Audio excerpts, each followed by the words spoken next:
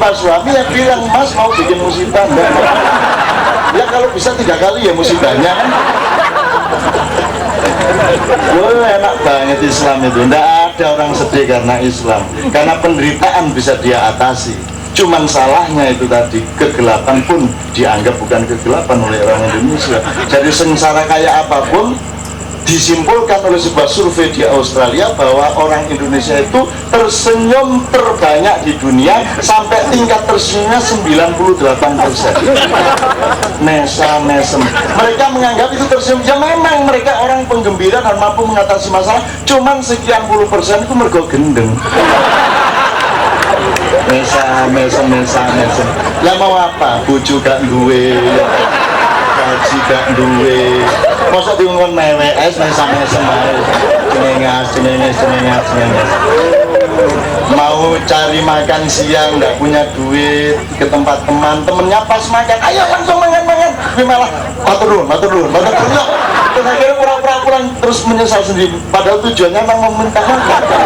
Karena dia orang timur, begitu, ayo makan terus matur nuwun. Terus metu terus meso diancu. Wong tujuannya minta makan, dikasih makan malam boten. Nah itu orang Jawa kadang-kadang begitu, makanya tidak gairah masuk surga, karena dia tahu hatinya orang Indonesia itu. Nanti kalau ditawarin itu, ayo masuk, boten.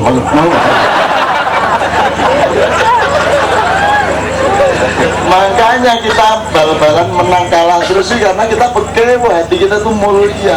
Mau masukkan enggak tega. Ayo silakan. Oh mati mohon. Ini tidak jadi dimasukin. Malah kita murah hati kan. Malah minggir, mas dimasukin mas. Mau berapa? 5-0? 8-0? Nah itu orang macam itu nggak usah pusing. Indonesia tidak akan maju atau mundur karena pemilu, karena pemerintah. Asal rakyatnya tegas dengan dirinya, rakyatnya mengerti siapa dirinya, lurah di kampungnya kompak sama rakyatnya, maka negara tidak bisa mengaruhi apa-apa. Ini bukan omongan saya, ini penelitian sosiologi terakhir, bahwa negara-negara seperti Indonesia itu hidup matinya, maju tidaknya tergantung kepada lurahnya sampai bupatinya. Kalau bupatinya nggak beres, oke, yang penting lurahnya beres. Asal lurahnya sama rakyatnya oke, maka sudah tidak ada masalah.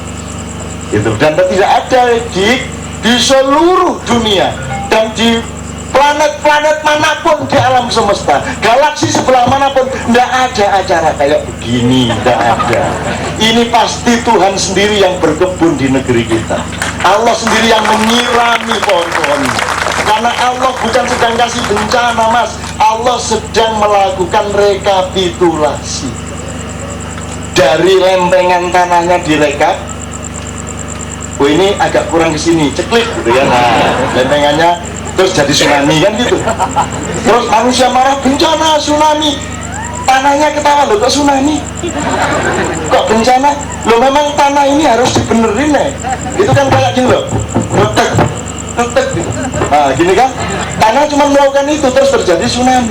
Karena ketika gini tadi, itu air turun, begitu jadi gini lagi air muncul. Lah kok disebut bencana? Itu gendeng darah gitu. Banjir Jakarta, siapa bilang banjir? Airnya nyiprat ke saya. Cak, mosok saya diarani banjir, diarani bencana apa? Oh? Air itu dari dulu kerjaannya itu ya cari tempat yang kosong dan lebih bawah. Di mana ada tempat kosong, di situ air datang. Di mana ada tanah yang lebih rendah, di situ air datang. Luang yang nggak bisa ngatur kotanya mereka sendiri, kok aku dia bilang ngasih bencana. Gendeng arah-arah yang gitu. Itu bukan bencana kata air. Nah ini situ Gintung, bencana apa? Lu kan sudah dikasih tahu sejak tahun kemarin bahwa itu harus dibetulin itu udah. Kok terus bilang bencana? Bukan bencana, itu kebodohan dan kesembronoan. Kan begitu.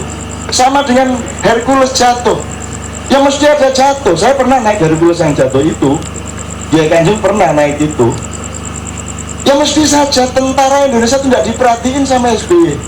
Anda tahu nggak, kita itu diembargo oleh Amerika itu hampir 20 tahun di zaman Pak Harto, betul nggak Bu? Hampir 20 tahun. Malah kemarin ada jenderal yang berani cari senjata gelap dan disimpan di rumahnya untuk menolong stoknya TNI. Malah dipersalahkan, begitu meninggal dipersalahkan katanya menyimpan senjata gelap. Loh, kalau disimpan di kandangnya TNI ntar Amerika marah dong, kena perkara. Ini orang jadi pahlawan pasang badan malah disalah-salahin, kan gitu. Bagaimana Hercules tidak jatuh? Tentara angkatan darat itu, Anda tanya Danyon, Anda tanya kepada Dandim, itu jatahnya untuk latihan menembak itu cuman 2 peluru dalam 3 bulan. Terus kata perang ya opo. Jadi 3 bulan baris tidur, 3 bulan latihan nembak, dar pindu suruh terus ngulang, dar piye 2 peluru 3 bulan per 3 bulan, bagaimana mas? Makanya kalau kita perang itu yang kita ajukan itu para penganggur kayak dia nih, itu maju perang nomor 1, bukan tentara, bukan polisi, bukan FPI, bukan semua. Tapi kalau berani-berani siapa nyerang Indonesia, nggak usah mengandalkan tentara. Tentara tidak pernah belajar menembak kok. Serahin sama penganggur yang jumlahnya nggak terbatas. Penganggur diajak perang, ya ini dikit gendolek penggawean ada dijak gelut, ayo. Dan tingkat nekatnya luar biasa. Lumayan aku kemarin dosa saya banyak, dapat kesempatan syahid, ayo wes berasa aja kan gitu. Jadi makanya ndak ada berani menyerang Indonesia, ndak ada. Mergo apa? Karena banyak penganggur. Aneh kan teorinya, tapi benar begitu. Jadi sekali lagi saya kembalikan ke Anda, Mas, memang itu bencana menyedihkan, tapi Anda tahu kalau ada orang kena bencana, dalam tanda petik bencana tadi ya, terus nggak salah kok tiba-tiba kena air meninggal dunia, tidak salah kena gempa meninggal dunia, ada bayi segala macam, Anda pasti tidak tega karena Anda melihatnya dari sudut kehidupan di dunia. Tapi kalau Anda melihatnya dari ainullah, maka Anda tidak bersedih, meskipun tetap ada sedih kemanusiaannya. Loh, tidak ada orang yang lebih mulia daripada mereka. Mereka tidak dihisap oleh Allah, mereka langsung masuk surga. Lah sana enak yang ngono. Mulanya pas awak sigut dikutung sampai merunu. Wah, ngomong enak jebol aku tak runu.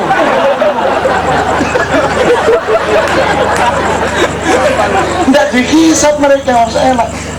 Istri saya melahirkan anak yang pertama 2 jam sebelum dilahirkan meninggal dunia.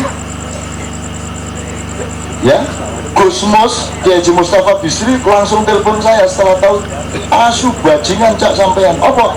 Loh, aku ini kehilangan anak malah dipisui piala Gus, saya bilang gitu. Aku sih tak enten-enten ini dia nih. Itu yang saya tunggu-tunggu dari dulu ya. Malah kamu yang dikasih sama Allah asu dipisui saya sama Gusmus. Iri, loh, piala Gus, loh. Kamu jadi enak dong Nun sekarang. Istrimu dijamin surganya karena anaknya diambil di dalam kandungannya. Masa Tuhan tega masukin istrimu ke surga, suaminya enggak? Dia bilang gitu. Dan mana mau istrinya masuk surga kalau suaminya belum tentu. Jadi nanti Novia kelintar-kelintar ngarep lawan. Kalau lebih gak enak cak Nun jadi kono ya. Itu mas. Jadi kalau mari kita lihat dari sudut sana, makanya dalam Islam itu kita diajari untuk berada di tengah. Kita diajari kalimat thayyibah. Sorry ya Dik ya, saya jawab agak lengkap. Subhanallah walhamdulillah wala ilaha illallah.